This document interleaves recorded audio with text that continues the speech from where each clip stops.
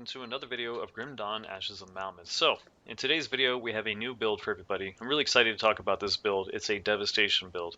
And the cool thing about this build is that it doesn't actually run a complete set of any kind. And I actually had a question on stream the other day. Somebody was saying that, are you reliant on complete sets? It feels like maybe that I can't run a build without complete sets. That's not necessarily true at all with Grim Dawn. With Grim Dawn, you can run builds that don't require an entire set completion, which I really like.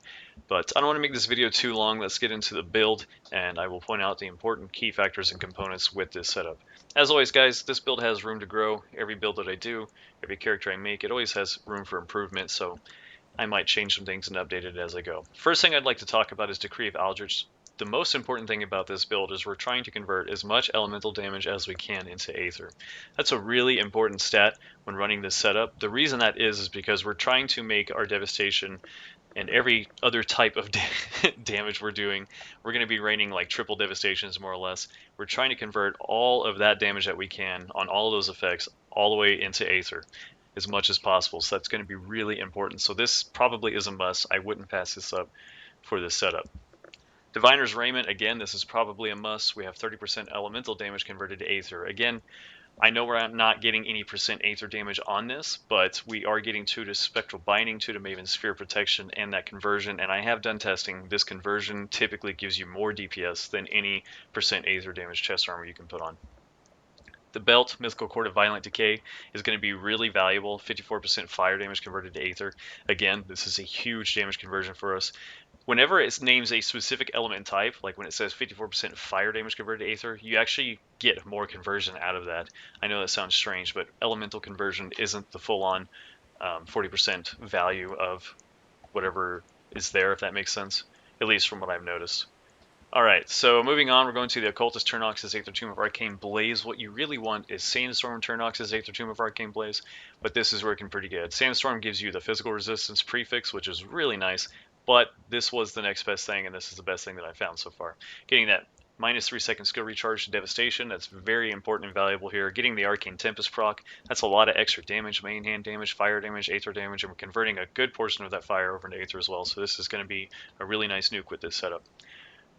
Last but not least, the Outcast Secret Helm. This is going to be very important for this setup as well. This will basically complete the set like bread and butter. It's very nice. 1 skill to Arcanist, 2 to Devastation, minus 3-second skill recharge to Devastation. It has cooldown on it as well. That's very important. Keep that in mind. Anywhere you can stack cooldown is very good with this setup. And then we have Anasteria's Devastation, which is 100% chance on critical attack, 2 proc, in fact, another Devastation. You can see that this Devastation is dealing fire and Aether damage, but we're going to be converting a good majority of that fire over into Aether, like I was stating before. So those are going to be the most important key components for this setup.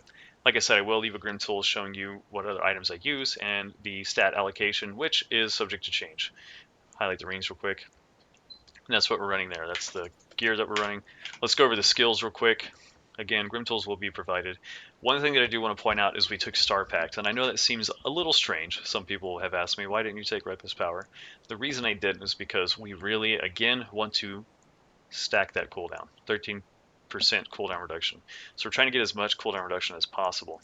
Necromancer's side, we do use Decay for the damage reduction on enemies. It's very nice. I max these out, very important. Get a huge Aether resistance debuff for enemies. Mark of Torment, 10 out of 10 is just good enough. With our cooldown, we're able to rotate Mark of Torment and Mirror alternately constantly, which is really nice. Siphon Souls, obviously with the Blood Boil, and then we're using the Seer Souls to convert it into Aether. Very good skill, keeps us alive, does a ton of damage. We're also getting bonus Aether damage to Siphon Souls from our metal, so really, really nice. Alright, let's go over Devotion just real quick. Gonna kind of skim through, show you guys what I'm using. So what's really nice about this is that the cooldown that we're stacking, so here we go right here, this is what I was talking about earlier. This is a meteor shower, a fire meteor shower, but we're converting a ton of our fire damage into Aether, so this is again an additional Devastation proc, more or less. But what's cool about this is that we are stacking so much cooldown that the internal cooldown on Devotion abilities is also reduced. Even though it does not provide that information in the tooltip, we are getting a huge cooldown reduction bonus to our Devotion proc abilities, which is really nice. So keep that in mind when running this build, guys. Alright, without further ado, let's get into some gameplay. I think I still have like 2 or 3 skill points I can go obtain with this character, but it's working out really good. And yeah, I'll see you guys out on the battlefield. Let's check it out.